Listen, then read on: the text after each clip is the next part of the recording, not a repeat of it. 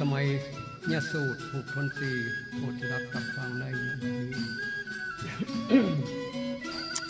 นะโมตัสสะภะคะวะโตอะระหะโตสัมมาสัมพุทธัสสะปุริมาทิจังราชาธาลัทโธตังคีเนนะวิโลนหะโกปัสสิเมนาวิรุณปะโคกุเวโลอุตตลังที่สังปุริมาที่สังทัตตะละโทอันว่าพญาทัตตะละทะก็อยู่ในตีกำวันนาออกแท้และพญากันทาพะมีชื่อธนาลัทธะมีในหมื่นจักกรวาลเป็นหมื่นโตนะพระญาทานตาลาตาต่างหลายผู้นั้นมีหมู่กันทาปะต่างหลายมากกว่าพันกว่าหมื่นกว่าแสนเป็นปาริวานะก็มาหมื่นจักกรวาลเข้ามาชุมนุมยังจักกรวาลอันนี้ก็มาตั้งอยู่ในติสะกัมวันออกตักขีในเนี่ยเอามีดูนะ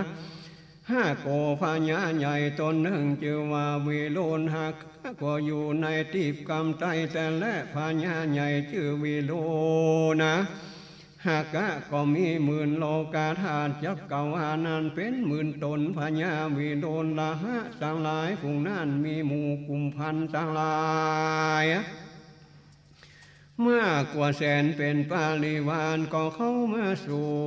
มังกรจักกรวาลอันมาแต่หมื่นจักกรวาลก็ตั้งอยู่กับโดยหมู่ตนในติสะกำตายปัสสิเมนาวิโลนปะเขพญาใหญ่ตนเชื่อวิรุณปะคะก็ตั้งอยู่ติสะกำบันโตกแต่และพญาใหญ่ตนชื่อวิรูปะคะก็มีในจักกรวาลนะก็ได้หมื่นตนพระญาวิรุณปาคะต่างหลายฝูงนั้นมีหมู่นาคต่างหลายมากกว่าหมื่นตนกว่าแสนเป็นปาริวาลก็เข้ามาสู่มังกรจักกรวาลนะอันนี้แต่หมื่นโลกาธาตุก็ตั้งอยู่ในติสะกัมวันตงเวคุโลตระทีสังพญาใหญ่ตนชื่อกุเวนละก็อยู่ในติสะกัมเหนือแต่แลพญากุเวนละก็มีในหมื่นโลกาธาตุและหมื่นตนพญากุเวนต่างหลายผู้นั้นมียักษ์ต่างหลายมากกว่าแสนตนเป็นปาริวาลนะก็เข้ามาสู่มังกรจักกรวาลอันนี้ก็อยู่กับด้วยหมู่ยักษ์ต่างหลายนิติสะอุ่นเหนือและจัตตาโลเสมหาราชาสามานาจตุโลติสาธาเทนะหามานะอาสังพระเนกัมปิลาวัตถุกันเทสีภิกขโมยดุลาภิกขุต่างหลายอันว่าพญาใหญ่ต่างหลายชื่อพึงพญาทันตาลัทธะพญาวิรุณนะฮะวิรุณปะคะและกุเวลาก็เรื่องเรียงงามโดยติปานุภาวะเป็นดังกองไฟอันใหญ่ตั้งอยู่ในติสะตั้งสี่รอบจุกรรมไว้ในป่าใหญ่อันมีที่ไกลเวียงกัมพีลาวัตถุแต่แลพระญาใหญ่ตั้งหลายมาแต่หมื่นโลกาธาตุก็ตั้งเลี้ยงกันนาไปถึงขอบจักกรวาลก็มีแลก็เฉพาะซึ่งป่ามหาวันในเมืองกัมพีลาวัตถุเขาก็มาและเหตุนั้นพระพุทธเจ้าก็เทศนาว่าเนกาปิลาวาตาเวนันเตสังมหาญาพิตาสาจ้าภิกขโวดุลาภิกขุทั้งหลายอันว่ากันทปะแลกุมพันและนาคและยักษ์อันเป็นนาคาใจสวยแห่งพญาใหญ่ทั้งหลายผู้นั้นเขาทั้งหลายผู้นั้นอันประกอบไปโดยมายาคือจันหาอันมีลักษณะหาบังคับไว้ยังบาปอันตนได้กระทำอำไว้ข้าทั้งหลายฝูงนั้นมีอาการจันจาและกระทำร้ายโดยตนโดยปาข้าทั้งหลายฝูงนั้นประกอบไปโดย ไฟ ฟางท่านผู้อื่นเหินหลงลืมต่อหน้าและรับหลังแห่งผู้อื่นขาทั้งหลายผู้นั้นลังอะไรลาเกียรติยอมอวดอ้างกุนตนก็บ่มีก็ว่ามีแก่โตว่าข้าทั้งหลายผู้นั้นเปลี่ยนยอมกระทำมายาการนั้นเป็นอัศจรรย์ต่างๆกันดังนี้ผู้หนึ่งชื่อกูเพนนุผู้หนึ่งชื่อว่าเวนะหาดูผู้หนึ่งชื่อว่าวีทุละโตผู้หนึ่งชื่อว่าจันตโนผู้หนึ่งชื่อว่ากามาเสโทผู้หนึ่งชื่อว่าเก่งดุลดานาดะผู้หนึ่งชื่อว่านิโลนุอันว่าข้าทั้งหลายผู้นั้นก็เข้ามากับโดยปัญญาใหญ่ผู้นั้นสู่ปัญญามหาวานะปัญญาการทัพพะทั้งหลายผู้นั้นก็เกิดมีในวงศาการทัพพะอันว่าปัญจสิกขาทานะก็ดีขันทัพพะตนชื่อว่าละลูกขีและนางสุริยาวาจาสาอันเป็นลูกสาวแห่งปัญญาตีปาลุนีปัญญากันทัพพะทั้งหลายผู้นั้นก็เข้ามาแต่หมื่นโลกาตาเอเตจานาเนจาลาจาโนกันทัพพะมหาลาจุฟิโมตนาอาภิกามุงอาภิคุนางดูกาลาภิคุทั้งหลายอันว่าพญาฟุงเป็นกันทัพพะทั้งหลายฟุงอื่นอันมาก็จมเจริญยินดีเข้ามากำด้วยพญากันทัพพะทั้งหลายฟุงนั้นสู่ป่ามาวันอันเป็นที่จุ่มนุมแห่งภิกขุอาลาหันตา500 โตนะทากุณาขัสสานากาเวสาลาตาญากากัมปาลาสัตตาลาคุปาญาคาสาญาติฟิดุลาภิกขุทั้งหลายทัศนานกันทัพพะทั้งหลายอยู่ในสละชื่อว่านาคโสและอยู่ในเวสาละโคดนาคทั้งหลายผู้นั้นก็มากับโดยนาคบริษัทและอันวันนาค2 จำพวกเกือกับปาโลและอัสสาอัตะโลนาค2 จำพวกนี้อยู่ที่ไกลเขาสีนิโลและแม่นว่าขุดนาก็บ่อาจเอาไปใดนาคจำพวกนั้นก็เข้ามาสู่ป่ามาวันที่นั้นอันว่านาคอันอยู่นายที่ไก่ตาอานานี้ชื่อว่าปาสาคติอันนั้นก็เข้ามากับด้วยหมู่นาคทั้งหลายอันเป็นนะญาติแห่งตนแลมาอยู่นาทัตตาราธาอาคุณาคาญาสสีโน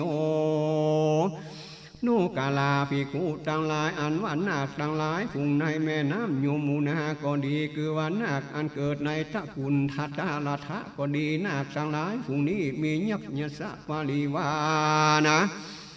อันมากนักก็เข้ามาด้วยหมู่นาคทั้งหลายมาสู่ป่ามาวันสินเอลาวันโนมหานาโคอันว่าเทวบุตรตนชื่อว่าเอลวานะก็เนรมิตเป็นจางตัวหนึ่งชื่อว่าเอลาวันมี3 หัวในกาลเมื่อพญาอินออกไปเลนมีตนว่าส่วนอุญานะ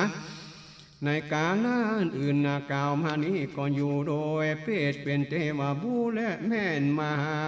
นาคละวันล่างชนก็เข้ามาสู่ป่าไม้มหาวานะ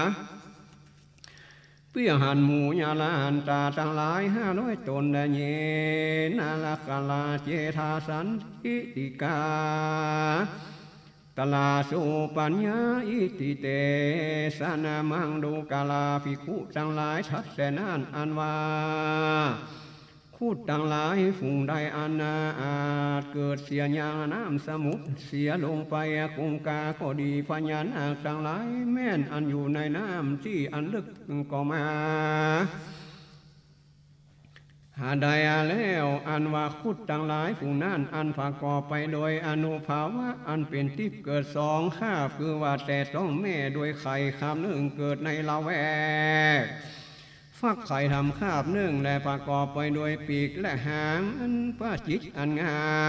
มหาคุดทั้งหลายผู้นั้นมีตานาบริสุทธิ์นา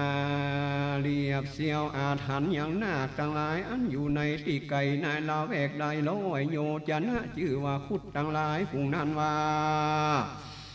จิตตลาสุปนาและคุดทั้งหลายผู้นั้นก็จริงมาด้วยอากาศก็มาถึงสามกลางป่าใหญ่ที่นั่นอาภาญางตัลลานาวาลาจานะมาสิงโสปันโตเขมะมะกาสิพุทโธสันนานาทิวาจาหิอุปาวาหาญาตนาคาสุปันนาสัลนามะกังสุพุทธังภิกขโวดุลาภิกขุทั้งหลายพระพุทธเจ้ากตัมยังข้ากเกษมสวดสนีแห่งนาคทั้งหลายแต่คุดแลอันว่าบ่สะดุ้งตกใจกลัวแต่ไฟแต่นาคทั้งหลายในการละนั้นอันว่านาและคุดทั้งหลายอันเรียกจาซึ่งกันไปมาด้วยกันจานอ่อนอันว่านะเป็นดังมิตรเผ่าพันนาน้องห้องปากจากันโดยอันอาสาโดยอันนาพระสุ่มจุ่มนุมกันก็ดีซึ่งกันไปมาก็ดีนาคและคุดทั้งหลายก็จะซึ่งพระพุทธเจ้าว่าเป็นที่เพิ่งแก่โตนะอาลาสิตาภาตาโลวาสาวะเสเสตาปานิมาโนยัสสาสินโนดุกาลาภิกขุทั้งหลายอันว่าไอส่วนทั้งหลายส่วนใส่ซึ่งน้ำมหาสมุทรคือว่าสมุทรทั้งหลายอยู่ไปใจเขาสีเนโลตำกลางน้ำสมุทรนั้นสู่อาสุระทั้งหลายผู้นั้นพญาตนมีจื่อถือค้อนเล็กหากพระโจนะแปลเมื่อก่อนเหตุดังอันพญาอินตาเอานางสุจาดาผู้เป็นลูกสาวแห่งพญา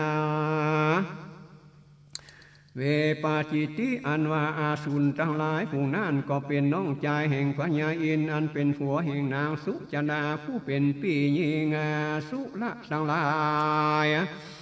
อันประกอบไปโดยอิทธิฤทธิอันเป็นทิพย์ก็มียัสสะปริวานมานากาละกัญญามหาเพสัมมาสุทานาเวปาจิตังสุวิติปัจจานะโคโมเยสาสิภิกขโวดุลาภิกขุทั้งหลายน้ำอสุนทั้งหลายชื่อว่ากาละกัญญาก็เนลามิตนหือใหญ่เปิงกัวมากนักก็เข้ามาและอันว่าอสุนทั้งหลายหมู่นั้นชื่อว่าตานะเวสาสาชื่อเวปาจิตติและสุจิตติก็ดีมามุมมามุมาจิอันว่าพญามารผู้บ่รับเหือต้านผู้อื่นโพ้นจากวัฏฏะนั้นได้ชื่อว่ามุนจิก็มากับโดยอสุนทั้งหลายแต่และอาสุนทั้งหลายหากอยู่ใต้น้ำมหาสมุทรได้มาหากอยู่ในจันฟ้าปรินิพพานวสาวดีได้เหตุใดป่วยว่ามากับโดยอาสุนทั้งหลายหันเสจาอาสุนทั้งหลายก็มีกาทุกะกัมปตากุศลาสันตะอาภาพระผู้กาละและพวแม่นว่าพญามารก็ดีก็จิตตกาทัพพะบุคละหันมาปานดังอันเหตุนั้นพญามารกับโดยอสุนทั้งหลายโดยท่านาสังสันตนะแลตนาจากาที่พุทธานังสเปเวโลจนามกาสโนญาหานาตัวอิติสามังลาหูภะตังอุปาสกรรมสมา เยธาภาวันเจภิกขานังสามิติงทะนังดูลาภิกขุทั้งหลายอันว่าลูกใจทั้งหลายล้อยเป็นลูกใจตนเป็นลูกใจแห่งพญาสุนมีตนเสนาลิโปนอันมากอสุนบุตรทั้งหลายผู้นั้นมีชื่อว่าลาหูละสะตามชื่อแห่งลาหูละอาสุนลีถ้าอันเป็นลุงแห่งตนและอาสุนทั้งหลายก็แต่งนาเสนาโกนแล้วก็เข้าไปสู่ลาหูตัวสัตวนาจวนกันโดยคำว่าดังนี้สมาโยตานิพระสันเสข้าแห่งเจ้าลาหูละอาสุลีลุสุลีความสวัสดีจงมีแก่ลุงเป็นเจ้าเตอกาละบันนี้อันเราทั้งหลายจะเข้าไปสู่ป่ามหาวานะเพียหันยังเจ้าภิกขุทั้งหลาย500ตนจะแลอาโปจะเทวาปัทวิงตาเตโจวาโยทัธาคัมมังวาลุนาเทวาโสโมจัญญัสสาหะเมตตากาลุญิกาอากุเทวาญัสสะสิโนทะเสนเตทัสสะทากาญาสเปนามนัตนันตวานิงเนหิภิกขเวดุลาภิกขุทั้งหลายอันว่าเทวดาทั้งหลายคือว่าอาโปเทวดาปัทวีเทวดาเตโชเทวดาโยเทวดาเทวดาทั้งหลายสี่จำพวกนี้ปริกรรมในสิ่งมีตนว่าอาโปกศีนาตายะในเมื่อเกิดในเทวโลกได้ชื่อต่างกันตามกศีนปริกรรมเทวดาทั้งหลายผู้นั้นก็เข้ามาในมหาสมาคมปัญญาที่นั้นนาวาลุนาวาลูนาท่านนั้นเทวดาหมู่ชื่อว่าลูนานาวาลุนะเทวดาวาโส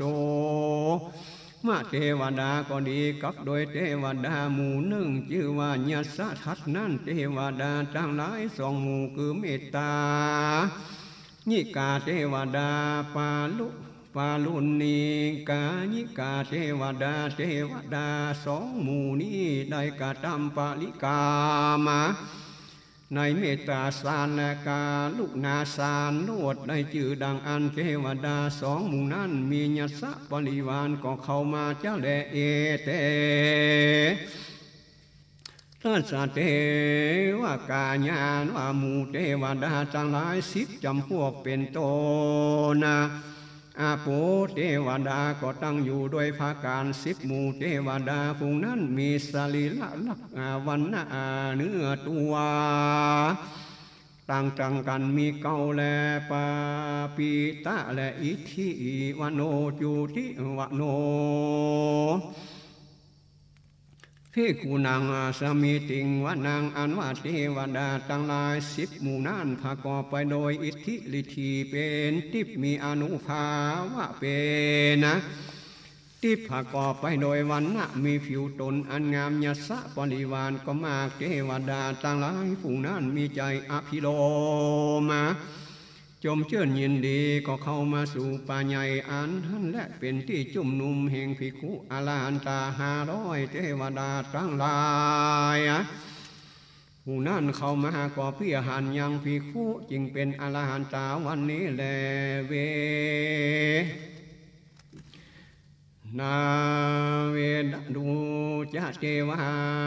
สหลีจตุเตยตาจันตสุปฏิสาเทวากาญาสเปนานะสะขีโนดุกาลาภิกขุทั้งหลายอันว่าเทวดาผู้นั้นคือว่าเวนุเทวดาสหลีเทวดาอาสมาเทวดายามกะเทวดาสองหมู่อันว่าเทวดาทั้งหลายอันอาศัยเสริงจันทะเทวบุตรกระทำจันทะคือเป็นก่อนหน้าก็เข้ามาแล้วเทวดาทั้งหลายอาศัยซึ่งโสริยะเทวบุตรกระทำ สุริยะอันเป็นก่อนหน้าก็มาและเทวดาต่างหลายอันอาศัยเสริงนักขัตตะต่างหลายก็กระทำนักขัตตะเป็นก่อนหน้าก็เข้ามาอากุมมันดะวาลาหะกาลิงอันว่ามูวาลาหะกะเทวดาสามจำพวกคือว่าตะวะหะละกะและอาภีวาลาหะกะอุณนาวารากะก็เข้ามาแล้วว่าสะโบอันว่าพระญาตนชื่อว่าอาวาสเป็นตานเต้าเมื่อก่อนได้ชื่อว่าวาสวะพระญาณตนนั้นคือตานเมื่อก่อนคบบ่คบยำนับได้ชื่อว่าสกะพระญาอินตนนั้นได้คือตานะเมื่อก่อนได้ชื่อว่าสุริโนและพญาอินตนนั้นอันนาพาเสดกว่าเทวดาต่างหลายส่วนพญาอินตนนั้นก็เข้ามาเทวดา10 หมู่ผู้นั้นมีตนว่า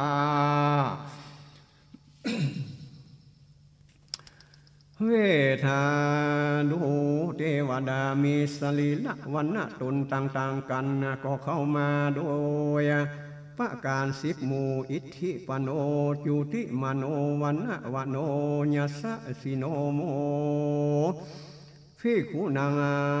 สามิติงวานางอันว่าเทวดาต่างหลาย10 หมู่นั้นประกอบไปโดยอิทธิฤทธิอานุภาพวันณะอันเป็นทิพย์ประกอบไปโดยวันณะสรีระต่างๆกานะประกอบไปโดยญาสะปริวารอันมานักก็เจิมชื่นยินดีประกอบกันเข้ามาสู่ป่าใหญ่อันเป็นที่จุ่มนุมแห่งพระอรหันตาทั้งหลาย500 ตนประกอบไปโดยพระกรุณาดูกาลาภิกขุทั้งหลายอันว่าเทวดาทั้งหลายผู้นั้นคือสละภูเทวดาอาณาลุ่งเลี้ยงเป็นดังเปียวไฟนั้นอาลิทะกะเทวดาก็ดีเทวดา2 หมู่นั้นก็มี10 ตนเป็นดังวันณะแห่งดอกมาคาเขือบานั่นได้ชื่อว่าอูมาปุปปะเทวดาวลุณะเทวดาสหธรรมาเทวดาจตุทะเทวดาอเนมกะเทวดาสุไรยะเทวดาสุจิลาเทวดาหาสาวะเนสีเทวดาต่างหลาย10 หมู่ผู้นั้นมีตนว่าสหภูเทวดามีวันณะต่างๆกานะก็เข้าไปโดยอาการ10 หมู่โหอิทธิมโนจุติมโนวันณะมโนสมิติงวานางเทวดาต่างหลาย10 หมู่นั้นประกอบไปโดยอิทธิฤทธิอานุภาพอันเป็นทิพย์วันณะต่างๆกันประกอบไปโดยญาสะปริวานะ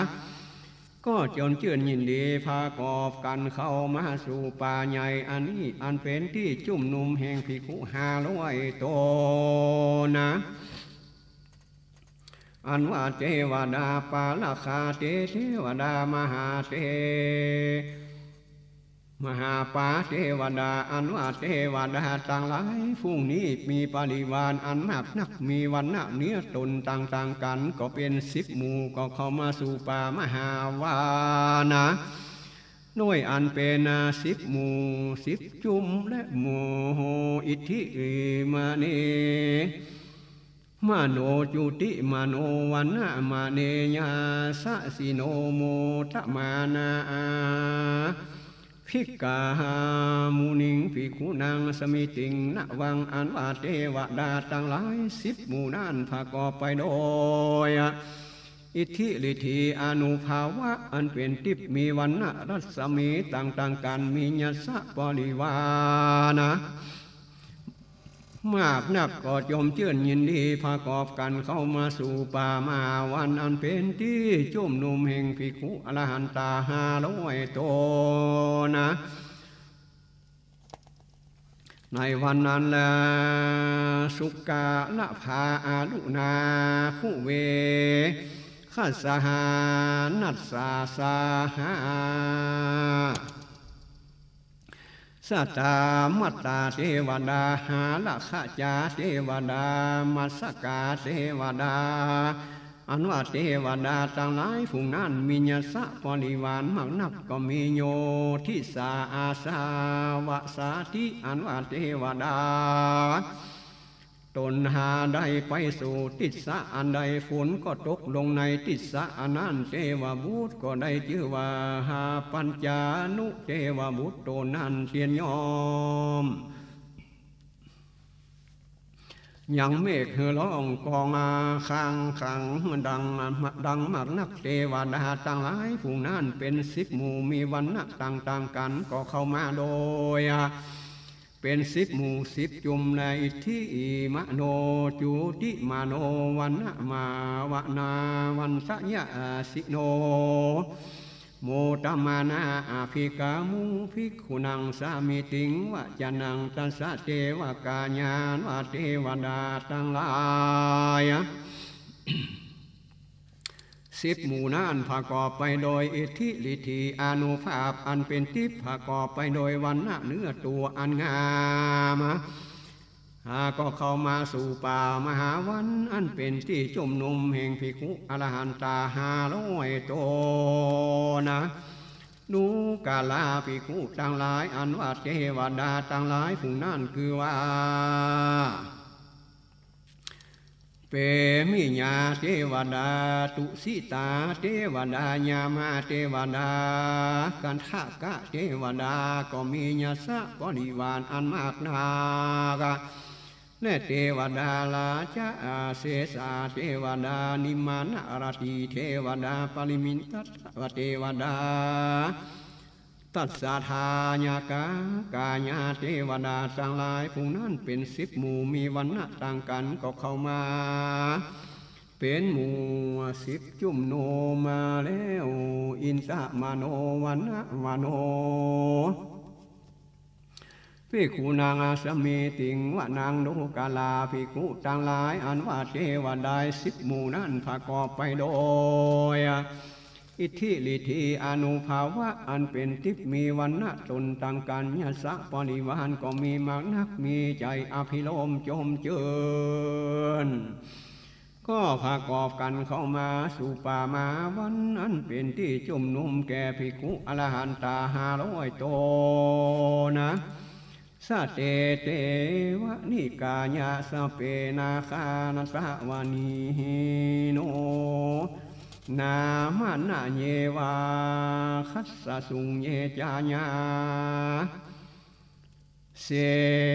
สะติญาสหะภิกขโวดุลาภิกขุทั้งหลายอันว่าเทวดาทั้งหลายผู้นั้นมีตนว่าเปเทวดาตลาถึงปรินิมิตาวสวัสดีเทวดา10 และ10 สังมวลเทวดาผู้นั้นมีวรรณะโตอันต่างกันมีตนอันขาวอันดำอันเหลืองอันแดงอันมุนเทวดาทั้งหลายผู้นั้นก็เข้ามาโดยแห่งชื่อเสมอกาอันว่าเทวดาทั้งหลายผู้นั้นอันอยู่อื่นกว่าอันใดกิตนานั้นก็เสมอกับโดยเทวดากิตนานั้นก็เข้ามาโดยปาลิละวนานามาโคทังแห่งเทวดาทั้งหลายผู้นั้นแม่นอยู่ในจักรวาลอันอื่นก็ดีก็เข้ามาสู่ป่ามาวันสมาคมในที่นั้นเทวดาต่างหลายเข้ามาเพื่อพโยชนานได้พระพุทธเจ้าจักสำแดงยังพโยชนะอันนั้นก็กล่าวการท้าดังนี้ปาวุตตจาติมาขีลังปาวุตตจาติอันจักว่าเปิงควรเป็นไปนาขาดไปแล้วหาขีลังมีลักต่อคือว่าลาคะโตสะโมหะอาลิญะสังขะนั้นมีโอคะทั้ง3ได้ล่วงคามาแล้วบ่มีสา อาสวะธรรมทั้งสามมะยังอันว่าเราทั้งหลายจักไปหันพระพุทธเจ้าตนทะลงทัศสะโปญญาณตนอันยังอกขะทั้งสามพระพุทธเจ้าโตนั่นก็กะตามาปาปะเหตุหาบาปบ่ได้พระพุทธเจ้าโตนั่นก็คำล่วงยางอันดับคือว่ากิเลสสีลิญานิโรธมานะพระพุทธเจ้าโตนั่นก็รุ่งเรืองไปโดยพุทธรัศมีเป็นดังพระญาณะอันปั้มเป็นงามในตัสสะโปนและสะอิตานิพญามโนตเสนโตอาหะที่นี้พระพุทธเจ้าจักสำแดงอย่างพิจารณาอย่างภูมิทั้งหลายเข้ามาปางนั้นเทศนาว่าสู้ผมมาจาปาลาปะโตจาพุทธาอิติมันโตสหาดูกาลาภิกขุตั้งหลายอาลีญาภมตั้งสองตนนั้นคือปาลามะทะภมตนหนึ่งอันเป็นโลกแห่งพระพุทธเจ้าตนมีอิทธิฤทธิภมสองตนนี้เป็นอนาคามีและอาลีญาภมสองตนนั้นก็เข้ามาครับด้วยตนทัดนั้นภมสองตนนั้นก็สนากว่ากูมาละภมและติสะภมก็เข้ามาสู่ป่ามหาวันเพียหันยังภิกขุอาลาหันตาทั้งหลายสาภาสังภมมานานานังภมมานาพิติกาติกุปาโนอามุติมโนตัสสมาอาภาสมานาโยยัสสะสิโสดุกาลาภิกขุตั้งหลายอันว่ามหาภมปันตนอันอาจเธอลุ่งเลี้ยงแจ้งยัง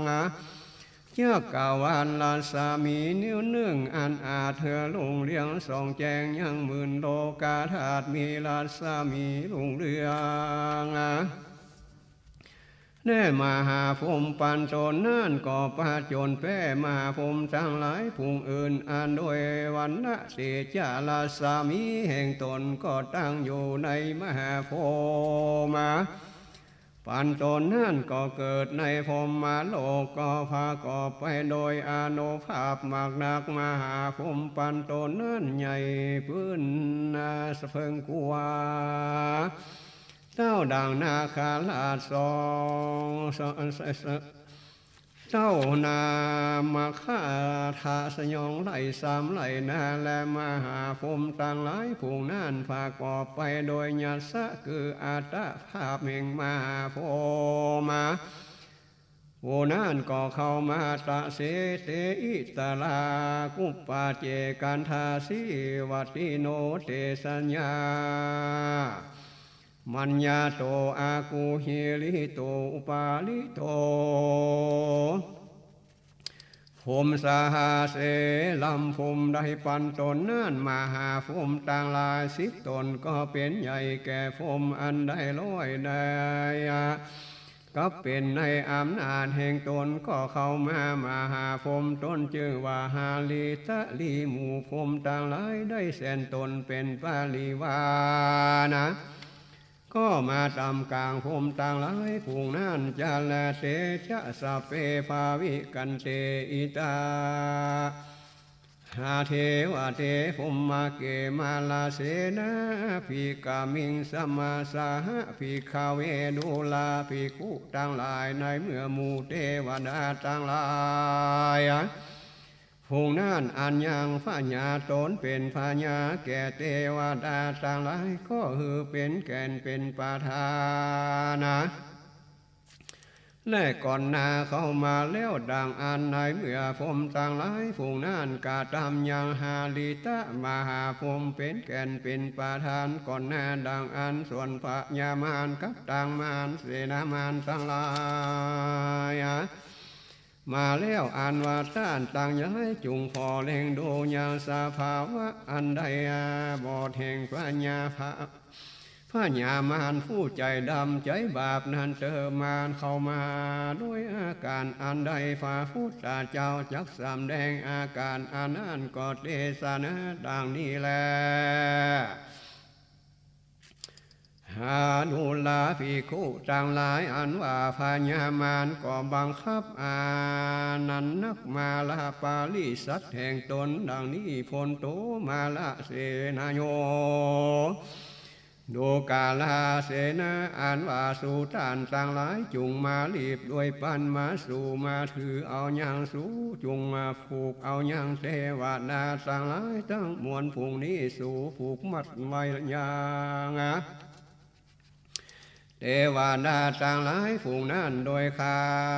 ลาคะตันหาอย่าหือพ้นจากอำนาจแห่งเราสักตนได้เตอจุงแวดวางขังไว้ล้อมจุตนอย่าได้หลอดจุกรรมจุไปอย่าหือเทวดาต่างหลายฝูงนั้น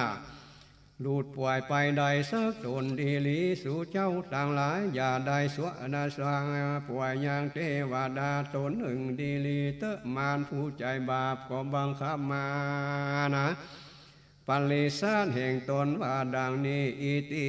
ละมหาเสโนกันนาโหเสนางอาปาสาญิปานีนา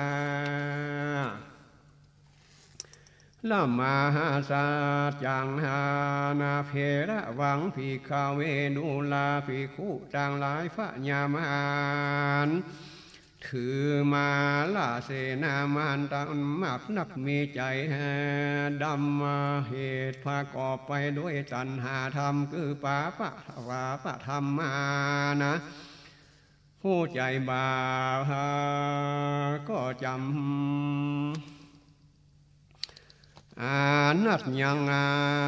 มาลาเสนาแห่งตนที่จุ่มนุ่มสาภาคะมากนักนั้นโดยพากอบไปด้วยกล่าวมานั่นมานตั้งหลายฝูงนั่นก็ตกมาก็ปาดยังแผ่นดีนะโดยฝ่ามือแห่งตนมานั่นก็มากาตามเสียงอันร้องอันดังพุทธสเปิงกัวในมหาสมาคมที่นั่นดูกาลาภิกขุต่างหลายเมฆะอันว่ามึงจักไกเสียงละดูร้อนดังอันก็เป็นกับโดยเสียงฟ้าและขังยางฝ่าปุ่นกวนักและมีสันใดอันว่าพญามารเขาก็ร้องซึ่งร้องฮือดังขังเป็นดังฟ้าร้องฟ้านานสังโท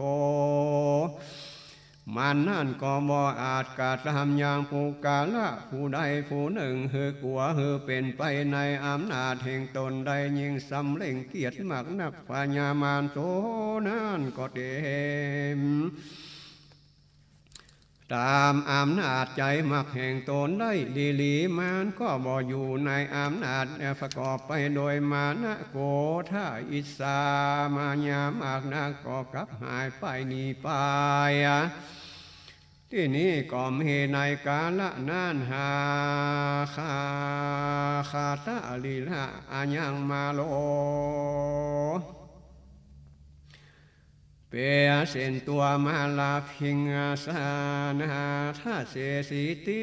อานาสิดังเราได้ยินมานี่พระพุทธเจ้าหากรู้ว่าดังนี้มารผู้ใจบาปหันยางมาพระสมจมนมมากนักนั่นก่อคานิ่งใจดังนั้นกูจักกะตำหือเป็นอนตาหลายแก่อาภิสมัยอันตรัสยังมักขะแห่งพญาอินและภูมิเทวดาต่างหลายก็ใจมายังมาราเสนาในราแวกอันหันก็จักสำแดงยังปาลาภิสนางกาคือหาหลอกแห่งมันมีต้นว่าตีแผ่นดินนาบังเกิดเหือเสียงร้องสนั่นเป็นดังเสียงฟ้าร้องฟ้าคาฟางอาจารย์และนาอันว่าอาภิสมัยตัดยังมาคาฟาละยังมีในที่ใดปาลิสัตยักมาจุ่มนุ่มก็บ่หันยังลูกแห่งพญามารโดยฟ้ากอบสันได พระพุทธเจ้าก็อธิษฐานโดยภาการดังอันที่นั่นกระทำอันนาก็หากเป็นปากาติแห่งพระพุทธเจ้าทั้งหลายก็อิมัสสามิงสมาเคเมหาสมาโยอันว่ามหาฟิยะสมัยก็จักมีในสมาคมอันนั้นเหตุดังอันเทวดาทั้งหลายก็บ่จักหันยังสันตาโลภแห่งมานั้นแด่บ่ได้ยินยังเพระสะเสียงแห่งมารโดยภาการสันใดพระพุทธเจ้าอธิษฐานบังคับไว้โดยภาการนะดังอันแลเหตุนั้นมารผู้ใจบาปบ่อาจกระทำอย่างผู้กาละผู้ใดผู้หนึ่งเข้าในอำนาจแห่งโตนะที่นั่นก็หายไปแล้วสันทากาสาพะพิญญายะวากาสิตวาพระพุทธเจ้ากีตนายังนามาโคแห่งยักษ์คุมพันดาการทัพพระเทวดาอินพรหมและมารทั้งหลายโดยดำดับดังอันก็กาตามโตนะเป็นดังผู้อื่นอันจาง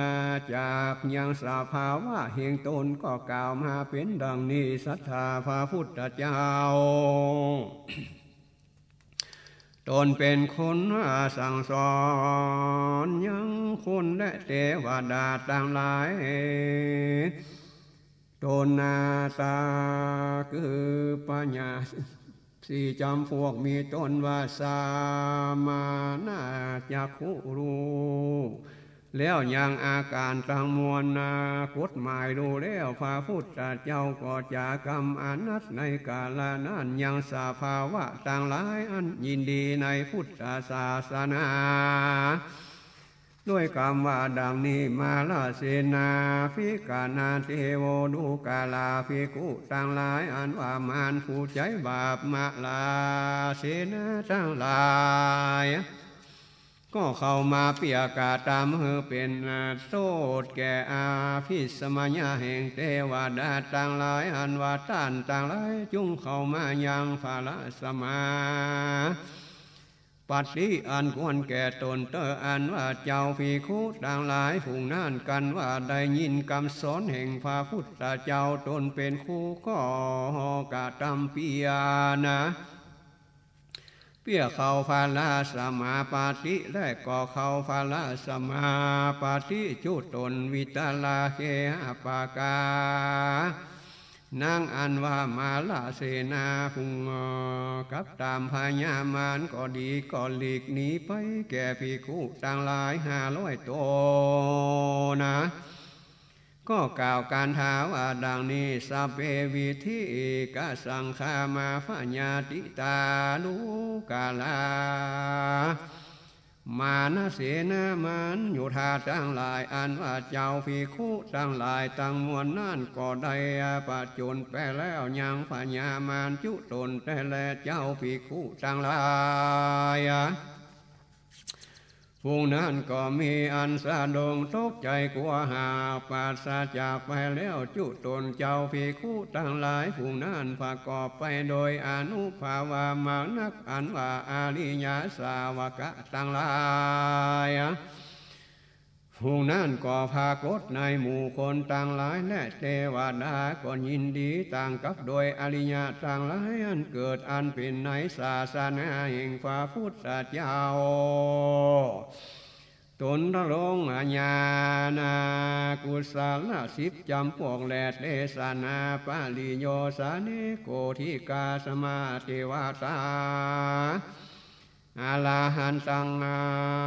ปัตตาสุตาปนานิสุขนากติอันว่าเทวดาต่างหลายมีเต่าใดแม่แสนโกรธก็ได้ถึงยังอรหันตาคือว่าอันนับแห่งอาลีญะต่างหลายไปต่ำมีต้นว่าโสตาปัตตาสกิตากา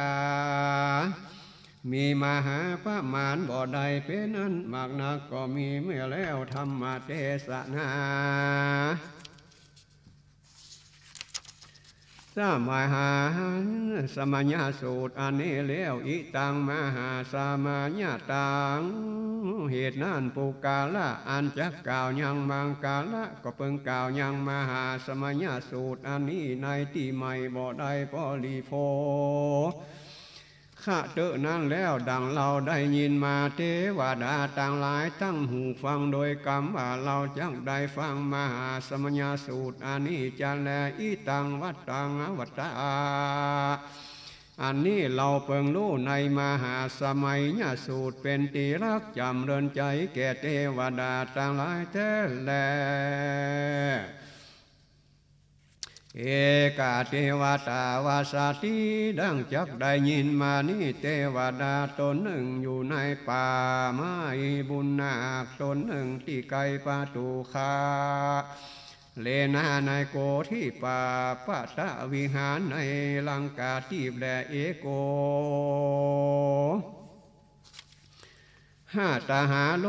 เจ้าปีกุหนุ่มตนหนึ่งก็สวดที่ญายังมหาสมัญสูตรอันนี้ไปนายเส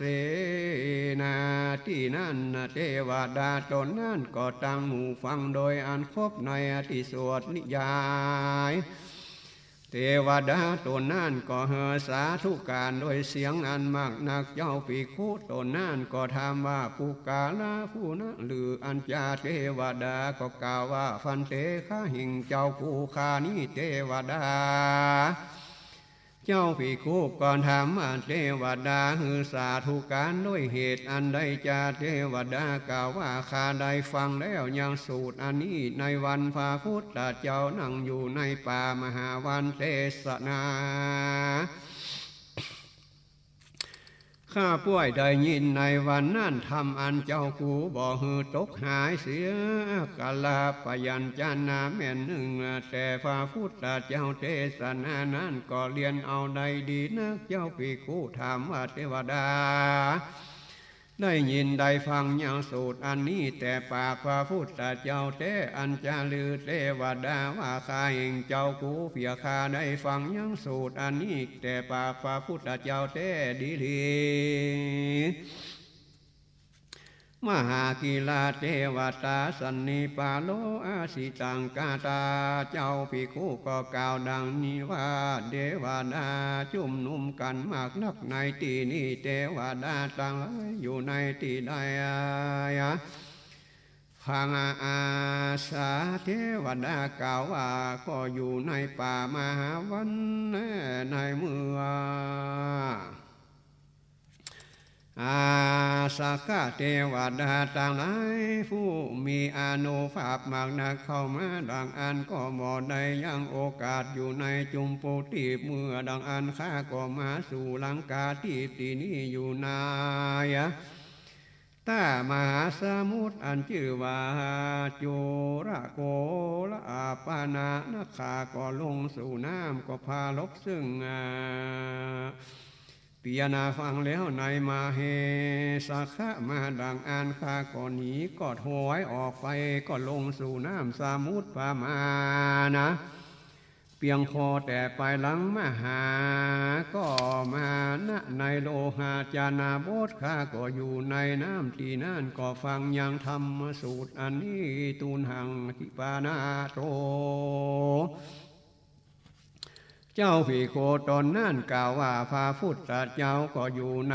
ที่ไกลแต่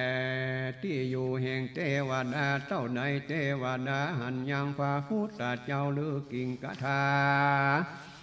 เทถะพันเตเทวดากล่าวว่าข้าแห่งเจ้ากูกล่าวดังลืออันจาข้าก็อาศัยใจดังอันพระพุทธเจ้า นั่งอยู่ในป่ามหาวันเทศนาธรรมก็ลุงก็เล็งดูกูลูกเดียวก็บ่ขาดนิลีข้าก็ใส่ใจดังนี้ข้าก็ตั้งอยู่นายังหีลิและโอตตาปาก็เลีล่ำดักอยู่ในฟองน้ำก็ฟังและสังทิวาสังกีฬาเนฟีอันตานางปัตตาตุมเหหิเจ้าภิกขุถามว่าดังนี้ดังได้ยินมาเทวดาได้แสนโกรธก็ถึงยังอรหันตาภาละเป็นอรหันตาในวันนั้นก็มีมากนักเทวดา ก็ถึงอรหันตาภาละในกาลานั้นเลือนาที่พันเตเทวดากล่าวว่าข้าเห็นเจ้ากูข้าก็บ่ได้ถึงยังอรหันตาภาละในกาลานั้นผีดังอันเทวดาได้ถึงอนาคามีพละอันจะเหลือนัตติพันเตข้าเห็นเจ้ากูข้าก็บ่ได้ถึงนาคาตาภาละเทวดาได้ถึงสกิตากามีวันนั้นก็มีจะเหลือนาทีพันเตข้าเห็นเจ้ากูข้าบ่ได้ถึงสกิตากาภาละมีในวันนั้นเทวดาได้ถึงมคคาภาละสามอันไปสำนับบ่ได้ดังกูใส่ใจดูนี่เทวดาเป็นโสดาบันสและเทวดาตนเหตุดังอันจึงได้ถึงโสตาปาฏิภาละในวันนั้นเทวดากล่าวจาข้าเจ้าป่วยถามอย่างอันบอกควรถามอันใดจ้าเจ้าปีคู่กล่าวว่าเทวดายังอาจสำแดงอย่างตนแห่งเทวดาภาโคตแก่เราได้หรือเทวดากล่าวว่าบ่อาจสำแดงอย่างตนทั้งมวลแก่เจ้าก็บ่ได้และข้าก็เต้าสำแดงมาตลาปลายนิ้วมือปลายหนึ่งแก่เจ้ากูแลกินาจิเตขานุสิโนเลฟีมูทังกาตาปิทาอาเหสิเทวดาตนนั่นก็กาตามหือนิวไว้ซาพ่อซึ่งไปในเวนะด้วยรูปคอกระดานประตูและในกาลานั้นลุ่งเรียงส่องแจงเป็นดังอันมาแห่งพาอาทิตย์อันใดปันก็มีและเทวดาไว้ยังเจ้าภิกขุด้วยกรรมว่าเจ้าหาปามาตะบ่ได้จงอยู่เตอะว่าอันแล้วก็อนทลายกำหายไปเอวังอีตังสุตังเทศนาวาสานาพี่ทางนาลังมาญาณาที่นางเทวตาติมหาสมัยญาสูตรอันนี้เป็นที่จำเริญใจแก่เทวดาทั้งหลายก็รักก็ยำยังสูตรอันนี้โดยภาคานะดังกล่าวมานี่แหละมหาสมัยญาสูตรวันนานิธิตากล่าวยังสังวันนาแก้ไขยังมหาสมานาสูตรอันมีนับเข้าในตีฆานิกายก็บางโกมสมเด็จเสด็จ